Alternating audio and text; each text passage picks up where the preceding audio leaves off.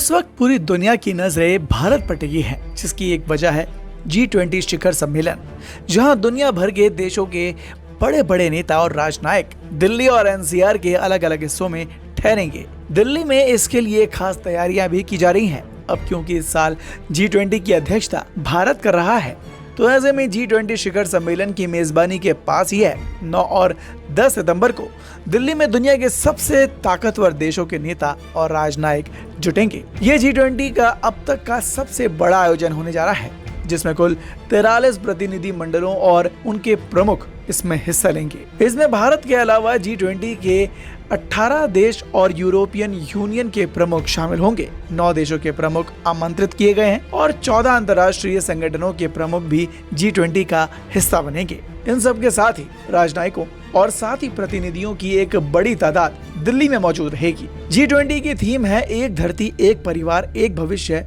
या फिर वासुदेव कुटुंबकम। और जब इस थीम के साथ ही इतना बड़ा आयोजन होने जा रहा है, तो फिर इसके लिए दिल्ली में खास इंतजाम भी लाजमी है। इसलिए 8 से 10 सितंबर तक दिल्ली में सार्वजनिक छुट्टी होगी। बहुत से लोग ये समझ नहीं पा रहे हैं कि इन 3 दिनों में क्या बंद रहेगा और क्या खुलेगा, या कौन कौन सी सुविधाएं उपलब्ध रहेंगी।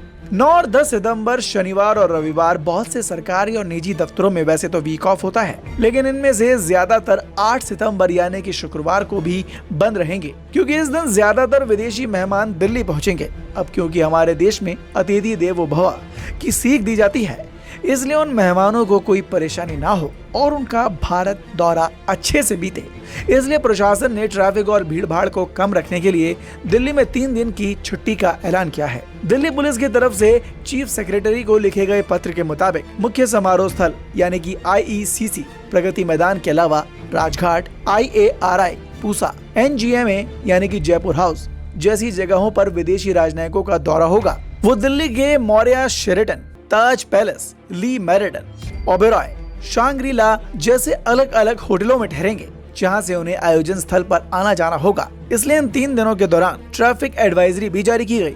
इसमें दिल्ली के कुछ खास इलाकों में खास समय के लिए सार्वजनिक ट्रैफिक पर बंदिश रहेगी। जाम से बचने और VVIPs की सुरक्षा के मद्देनजर ये फैसला लिया गया। कुछ खास इलाकों में शॉपिंग मॉल और बाजार भी बंद रहेंगे।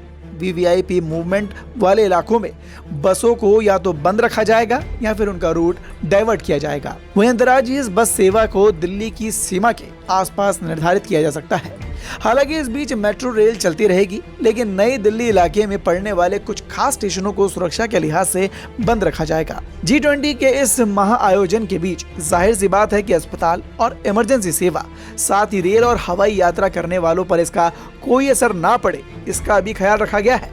तो यहाँ बात देश के मान और भविष्य की है, तो प्रशासन को सहयोग दे ताकि ये समारोह अच्छे से बीत सके। Bureau report, the Bharat now.